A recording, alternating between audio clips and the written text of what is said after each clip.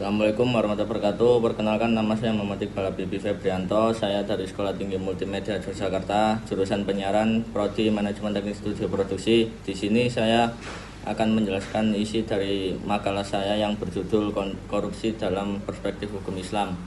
Sebelumnya, terima kasih untuk Pak Junaidi yang sudah memberi arahan dan membimbing saya sehingga saya mampu menyelesaikan makalah ini. Baik, korupsi merupakan salah satu kejahatan yang sangat merugikan masyarakat, negara, dan moral manusia.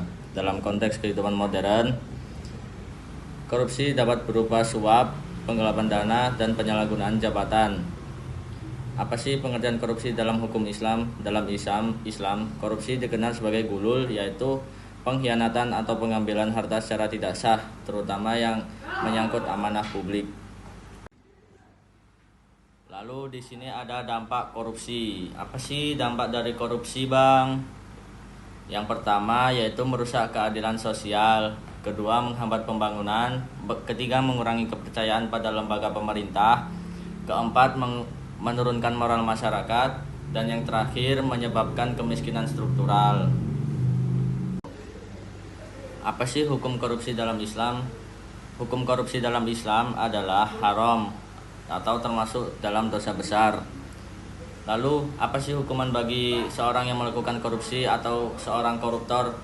Yaitu pengembalian harta yang dicuri, kedua takzir, hukuman yang ditetapkan oleh penguasa, ketiga dipenjara, denda atau hukuman sosial sesuai kebijakan pemerintah, dan yang terakhir adalah tujuan hukuman dalam Islam adalah menegakkan keadilan dan mencegah kerusakan.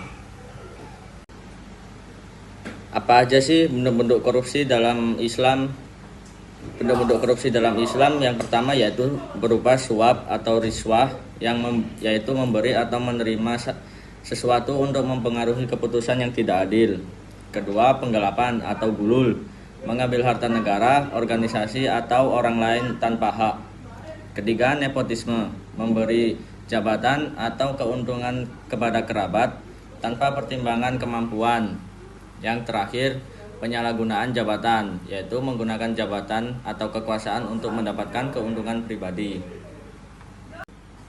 Lalu di sini ada yaitu pencegahan korupsi atau cara mencegah dari korupsi, yaitu yang pertama, menanamkan nilai amanah dan takut kepada Allah.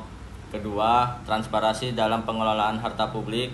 Ketiga, pengawasan yang kuat dari pemerintah. Dan yang keempat, pendidikan moral sejak dini. Dan yang terakhir, menerapkan hukuman tegas sesuai syariat.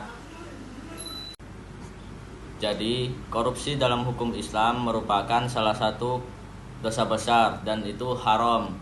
Islam memberikan pandangan yang tegas mengenai larangan memakan harta secara batil, penggelapan dana, suap, dan penyalahgunaan jabatan atau amanah. Mungkin cukup sekian dari penjelasan isi dari makalah saya. Dan sekali lagi terima kasih untuk Bapak Junaidi.